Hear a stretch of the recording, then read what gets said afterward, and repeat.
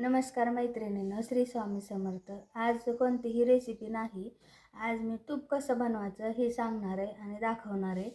तर मी आठवड्याभराची साई साचवून ठेवलेले आहे, म्हणजे त्यालाच विरजण म्हणतात. तर ते साचवून ठेवलेलं आहे आठवड्याभराचं.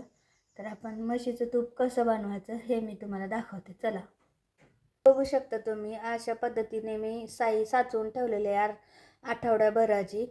तर आपण ह्याचं तूप तयार करूया. तर सर्वात पहिले मी हे पातेल्यामध्ये साई काढून घेते आणि थोडंसं कोमट पाणी गरम करायला ठेवते. तर अशा पद्धतीने मी सगळी साई एका कढईमध्ये काढून घेतलेली आणि इकडे कोमट पाणी करायला ठेवलेलं आहे. तर आपण ह्याच्यामध्ये आधी ह्याच्या साह्याने, मी मिक्सरमध्ये नाही करत, ह्या रवीच्या साह्याने थोडंसं साई घोसळून घेणार आहे. तर इकडे बघू शकता अशा पद्धतीने आपण हे रवीने थोडंसं अगोदर साई घुसळून घ्यायची. नंतर त्याच्यात थोडंसं, आता हिवाळा आहे म्हणून थोडंसं कोमट पाणी टाकूनच साई काढायची. नाहीतर उन्हाळा असला तर बर्फ टाकून किंवा थंड पाणी टाकून सुद्धा साई तूप निघतं, म्हणजे मस्त गोळा तयार होतो. तर अशा पद्धतीने अगोदर आपण हे रवीच्या साह्याने मेल्ट करून घ्यायचं आहे. तर बघा इकडं मी थोडंसं ह्यात कोमट पाणी टाकून घेतलेलं आहे आणि आता हे आपण हलवून घेऊया रवीच्या साह्याने. मस्त वरती गोळा तयार व्हायला प्रोसेस चालू झालेली. इथं फेस यायला लागलाय, ह्याची मस्त घट्ट साई निघते. बघू शकता तुम्ही अशा पद्धतीने आपलं लोण्याचं गोळा तयार व्हायला सुरुवात झालेली आहे. तर अशा पद्धतीने आपण रवीने घुसळून घेऊन लोण्याचा गोळा तयार होतो. त्याच्यानंतर तो डायरेक्ट तूप ते लोण्याचा गोळा डायरेक्ट कढईमध्ये गरम करून त्याचं तूप तयार होतं. अशा पद्धतीने आपण लोण्याचा गोळा तयार करून घ्यायचा. अगदी 10 ते 15 मिनटं लागतात रवीने ही करायला, घुसळून घ्यायला, पण मस्त होतं. बघू शकता तुम्ही, मिक्सरपेक्षा रवीने जास्त म्हणजे घट्ट होतं. बघू शकता तुम्ही अशा पद्धतीने आपलं लोण्याचा गोळा तयार झालेला आहे. आता आपण ते कढईमध्ये काढून घेऊया. मी रवीच्या साह्यानेच हलवलं आहे. कढईत मावत नव्हतं म्हणून मी पातेल्यात काढून घेतले. तर चला आपण गोळा काढून घेऊ. तर बघू शकता तुम्ही अशा पद्धतीने आपला लोण्याचा गोळा काढून झालेला आहे. आता आपण ते गॅसवर वितळण्यासाठी ठेवूया आणि तूप तयार करून घेऊ. तर बघू शकता अशा पद्धतीने आपलं तूप तयार व्हायला चालू झालेलं आहे. तर तुम्हाला मी दाखवते.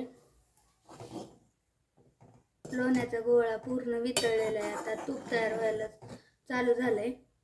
तर बघूया आपण तूप तयार झाल्यानंतर. तर हे बघा आपलं तूप रेडी होत आहे. थोडंसं होत आलंय. एक 5 मिनटं अजून गरम करून घ्यायचंय. नंतर आपलं तूप रेडी. ह्याच्यामध्ये तुळशीची पानं थोडीशी टाकायची, म्हणजे मस्त चव पण लागते आणि वास पण छान येतो खमंग तुपाचा. तर बघू शकता प्युअर म्हशीचं तूप घरगुती पद्धतीने हे आता आपलं तयार होतंय.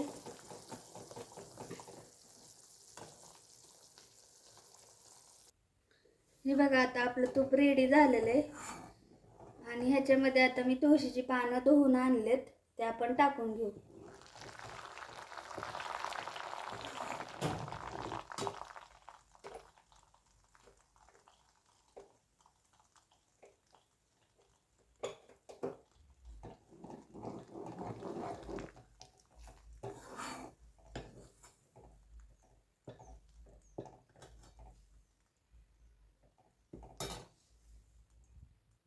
तर इथं बघू शकता आपलं तूप रेडी झालेलं आहे.